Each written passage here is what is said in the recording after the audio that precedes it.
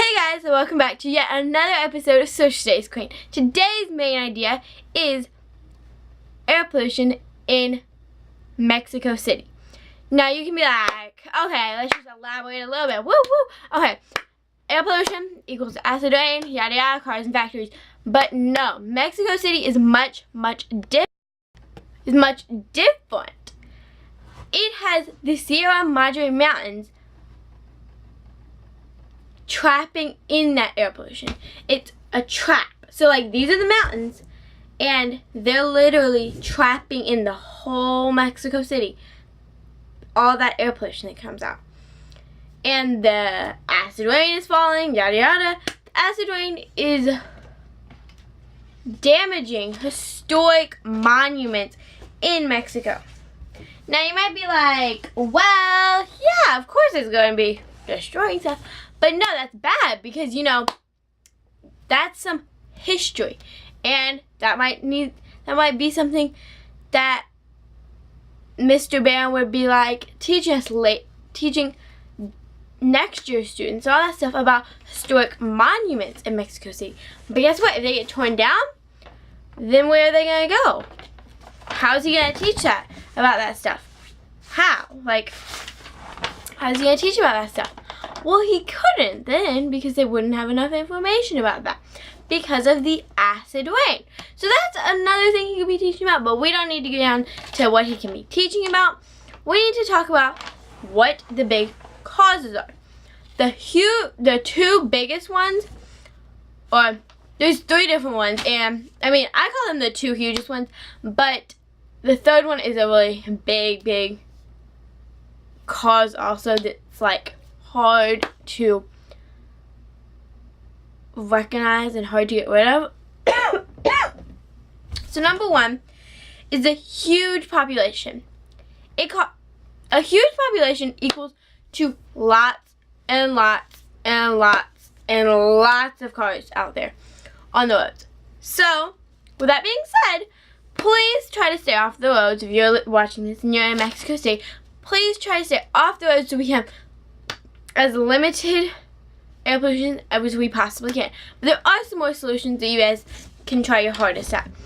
The second biggest one is factories, which is industrialization equals to more factories. So industrialization, sorry, I can't really pronounce that correctly, but yeah, it equals to more factories. More factories equals to more pollution, and it keeps continuously going. More factories, more pollution. Another factory, more pollution. Another factory, more pollution. So, industrialization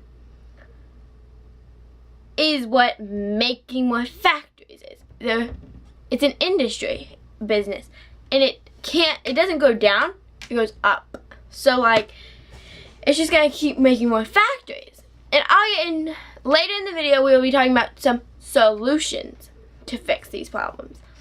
So next is this, which is the third one, which I think is pretty big, but I mean, sometimes it's not as big as the cars and factories.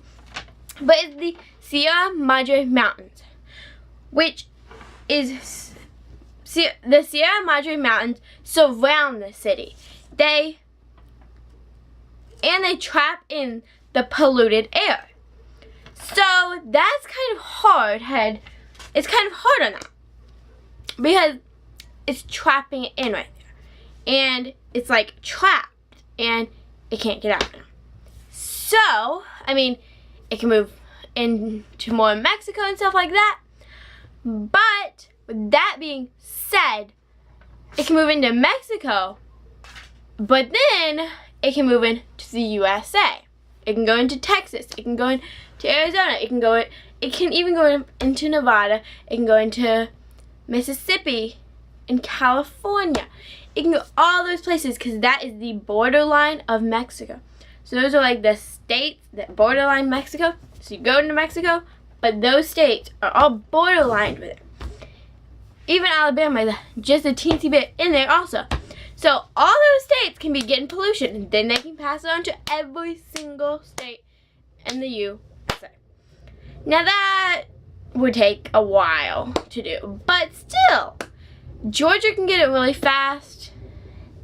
Then Mr. Bear will have more to teach about, but yeah. So the effects of it. Some effects include harmful to humans. It can be harmful to your eyes, to your lungs, and to your heart. Because if your heart beats like super slow, it needs to be like beep, beep, beep, beep, beep, beep, beep.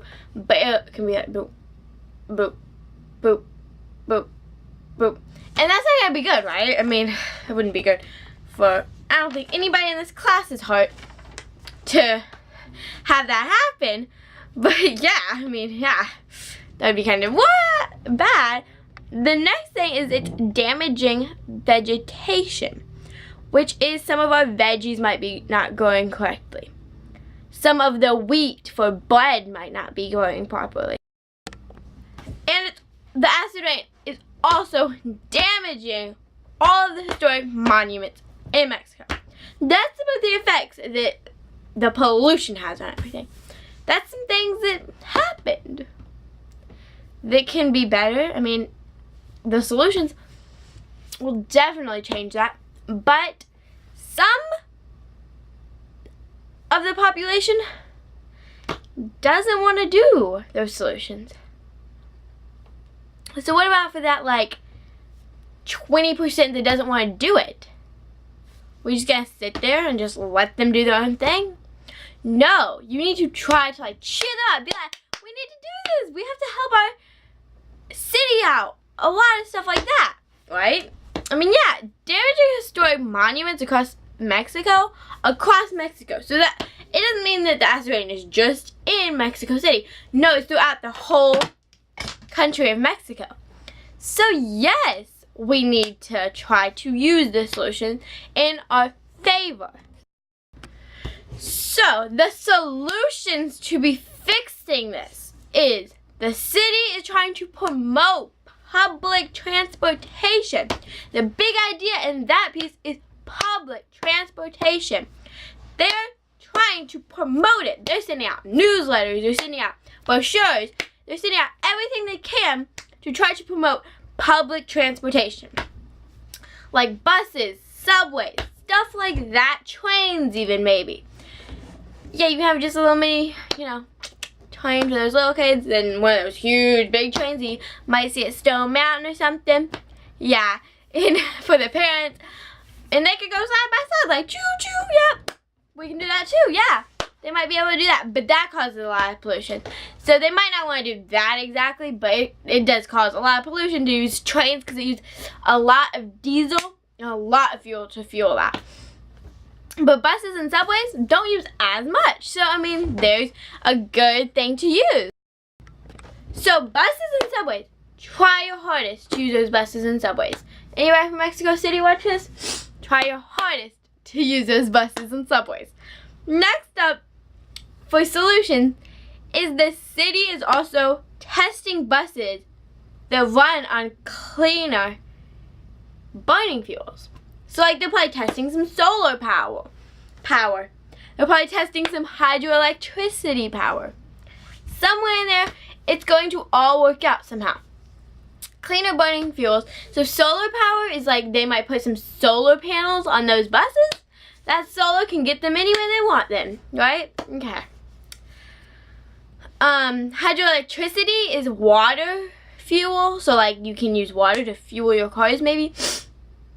Those buses would have to be made in a certain technique to work with those cleaner burning fuels, but they might just build that so that the population and the citizens of Mexico and Mexico City can get rid of that air pollution.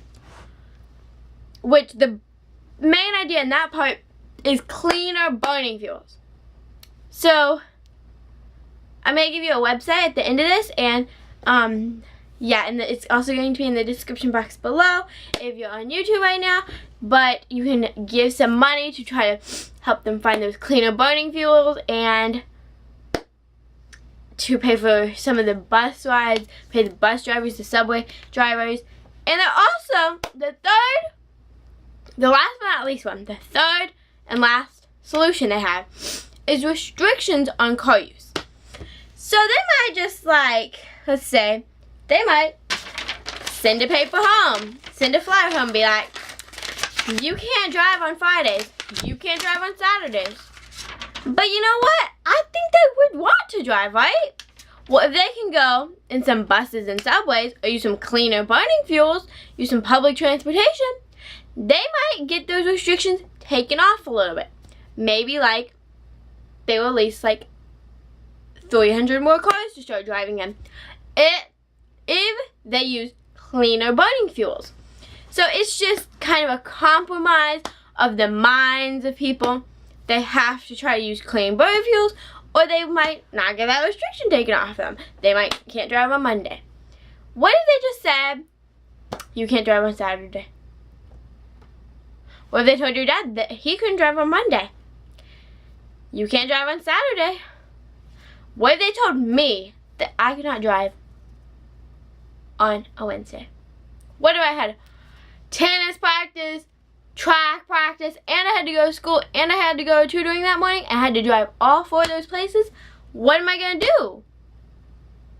Well, cleaner burning fuels is the biggest one that I've ever heard, probably. It's going to work the best. And I'm telling you, the best. It will work the best. So please try to go online at www.cleaningthepollutionout.com and just thanks so much, guys. Bye. Have a nice day.